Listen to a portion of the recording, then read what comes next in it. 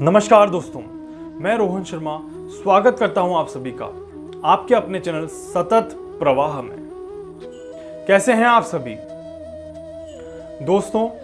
आज हम बात करने वाले हैं एक बहुत ही ज्यादा महत्वपूर्ण टॉपिक पर। जी हां, दूसरे अध्याय के कुछ श्लोक जो हैं वो बहुत अच्छी चीज यहां पर बताते हैं।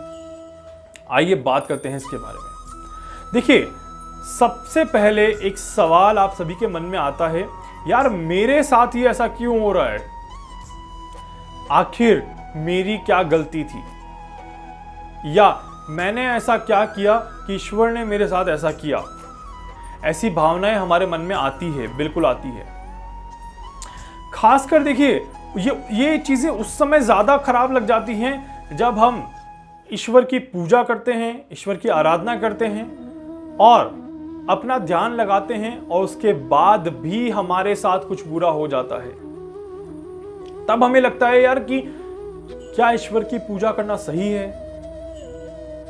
या मैं अब पूजा नहीं करूंगा, मुझे पूजा नहीं करनी, मेरे साथ ऐसा क्यों हो रहा है? ऐसी भावनाएं आ जाती है। ये बहुत नॉर्मल है क्योंकि हम हैं ह्यूमन, मानव, इंसान, और इंसान के पास होता है मन, और मन जो होता है वो होता है चंचल। चंचल मन जो है वो मन हमें हजार तरह की भावनाएं देता है, और जैसी चीजें हमारे सामने होती है उसी के अगेंस्ट वो भावनाएं हमारे मन में होती है।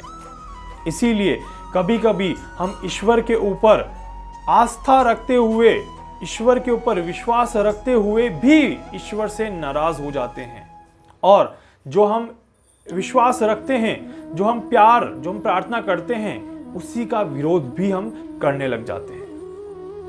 जी हाँ, ऐसा आप सभी के जीवन में एक न एक बार तो हुआ ही होगा, ऐसा मैं बोल सकता हूं। 90% लोगों के जीवन में ऐसा हुआ होगा।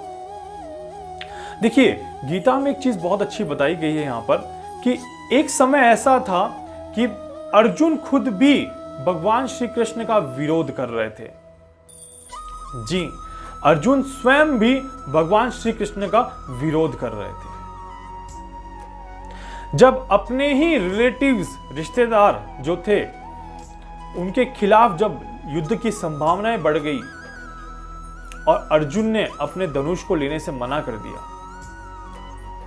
तब अर्जुन को ऐसा लगा कि जब वो भगवान श्री कृष्ण से बात कर रहे थे तो भगवान श्री कृष्ण ने उन्हें युद्ध के लिए उकसा दिया। ऐसा हमारे साथ देखिए अक्सर होता है। जब हम किसी से बात करते हैं तो वहां पर हमें लगता है कि यहां पर वो बंदा हमें उकसा रहा है। जब वो हमारे अच्छे के लिए बात करता है, हमारे बुरे के लिए बात करता है, और बाद में जब हम सोचते हैं तो हमें लगता है कि यार ये पर्सन तो हमें उकसा रहा है। तो यहां पर कहीं ना कहीं अर्जुन ने एक लाइन कही थी कि मैं अपने बड़ों पर तीर नहीं चला सकता, मैं अपने परिवार पर तीर नहीं चला सकता। और यहां पर उन्हें लगा था कि कहीं ना कहीं चीजें जो है ये अच्छी नहीं है, युद्ध नहीं होना चाहिए। इस तरह की भावना के बावजूद भी जब वो कृष्ण से, भगवान श्री कृष्ण से जब राय लेने पहुंचे थे, जब मार्गदर्शन चाहते थे, तब उन्हें लगा कि कहीं न कहीं भगवान श्री कृष्ण उन्हें उकसाने की कोशिश कर रहे हैं, उन्हें युद्ध के प्रति प्रेरित करने की कोशिश कर रहे हैं।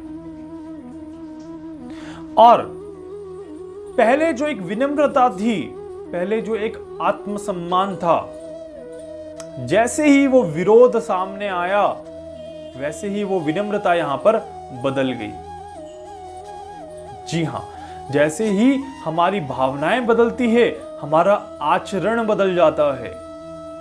जी, जैसे ही हमारी भावनाएं बदलती है वैसे ही हमारा आचरण बदल जाता है, और हम अपनी बुद्धि के हिसाब से सोचना बंद कर देते हैं। जी हां, हम अपनी बुद्धि के हिसाब से सोचना बंद कर देते हैं और एक भ्रम की स्थिति हमारे सामने पैदा हो जाती है। और फिर हमारे मन में आता है कि यार मेरे साथ ऐसा क्यों हो रहा है, अब मैं आगे कैसे बढ़ पाऊं जब सब तरफ खराब ही हो रहा है। तो मन की भावनाएं कहीं ना कहीं समाप्त होने लग जाती है, चेतना जो है वो कहीं ना कहीं बंद होने लग जाती है, भक्ति जो है वो समाप्त होने लग जाती है, हम आध्यात्म से अपने आप को दूर करने लग जाते हैं और इसी कारण से हम उन भावनाओं का विरोध करने लग जाते हैं जो हमें सही दिखती थी पहले। और यहां पर जब ऐसी स्थिति थी, इतनी सारी बाधाएं, इतनी सारी परेशानियां थी, अगेन एक दिन हमारे पास एक ही रास्ता होता है, जैसे अर्जुन के पास एक ही रास्ता था। वो वापस मुड़े, श्री कृष्ण के पास पहुंचे और वापस उसी विनम्रता से एक सवाल किया कि मुझे नहीं पता अब मुझे क्या करना है, लेकिन आप सब जानते हैं। मुझे नहीं पता कि मुझे क्या करना है, लेकिन आप सब जानते हैं और आप भी मेरे बड़े शुभ चिंतक हैं, प्लीज मेरा मार्गदर्शन करिए। अब देखिए, घूम फिर के कहां आना पड़ा? वहीं पर आना पड़ा जिसका विरोध किया था। कृष्ण की ओर जब श्री कृष्ण मुड़े और उन्होंने ये सारी चीजें जब बोली थी, तब उन्होंने अपनी ऊर्जाओं को, अपनी अंदर की शक्ति को एक तरह से समर्पित कर दिया। अधिक सोचना कहीं ना कहीं ज्यादा हानिकारक हो जाता है कभी कभी। जी हां, अधिक सोचना कहीं ना कहीं बहुत ज्यादा हानिकारक हो जाता है और उसके कारण से हमें कहीं ना कहीं नुकसान होने लगते हैं, ऐसे चांसेस यहां पर दिखाई देते हैं। तो इसीलिए सबसे ज्यादा जरूरी क्या है? अपनी सोच को काबू में रखना। जी, उसके बाद अगर हम किसी पर विश्वास करते हैं तो हमें अपने विश्वास पर विश्वास होना चाहिए।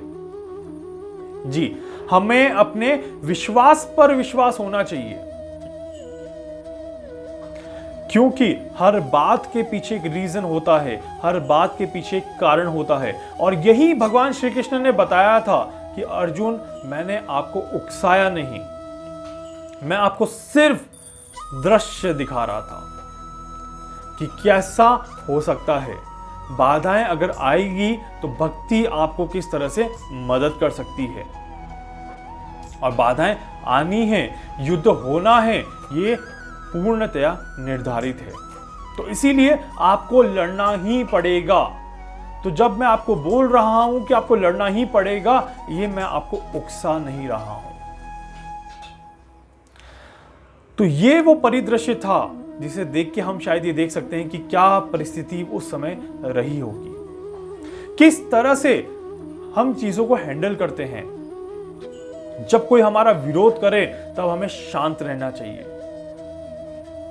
जी हां, जब कोई हमारा विरोध करे तब हमें शांत रहना चाहिए और उसी शांति को, उसी पॉजिटिविटी को सामने वाले को भी देना चाहिए, ताकि, क्योंकि हमें पता है वो अभी उस सेंस में नहीं है कि वो आपकी बात को सही से समझ पाएगा, और इसी कारण से जाने अनजाने वो गलती कर सकता है। तो सबसे ज्यादा जरूरी है कि भ्रम अपने दिमाग से निकाल दें और थोड़ा सा हमेशा आध्यात्म से कनेक्ट रहें। बहुत ज्यादा नहीं, पर थोड़ा सा जरूर कनेक्ट रहें, क्योंकि आध्यात्म से जितना कनेक्ट रहेंगे उतना ही आपको अपने ऊपर विश्वास रहेगा। देखिए, आपकी आत्मा आपके लिए एक भगवान है, ये बात जरूर ध्यान रखिएगा। और आपकी आत्मा एक आवाज के साथ हमेशा आपके साथ रहती है। उस आवाज को जब जब सुनेंगे तब तब सही निर्णय आप ले पाएंगे अपने जीवन में, नहीं तो यहां पर आपको खराब निर्णय जरूर मिलेगा। दोस्तों, उम्मीद करता हूं इस वीडियो में जो मैंने आपको जानकारी दी है ये आपको अच्छी लगेगी और आप इसे लाइक करेंगे, शेयर करेंगे, सब्सक्राइब करेंगे और ज़्यादा से ज़्यादा लोगों तक पहुंचाएंगे, ताकि ज़्यादा से ज़्यादा लोग इस जानकारी को देख पाएं। इसके अलावा अगर आप मुझसे कुछ और पूछना चाहते हैं, कुछ और जानना चाहते हैं, कुछ और समझना चाहते हैं, या अपनी कुंडली से संबंधित, अपने ज्योतिष शास्त्र से संबंधित कुछ जानकारी चाहते हैं, आप मुझसे संपर्क कर सकते हैं।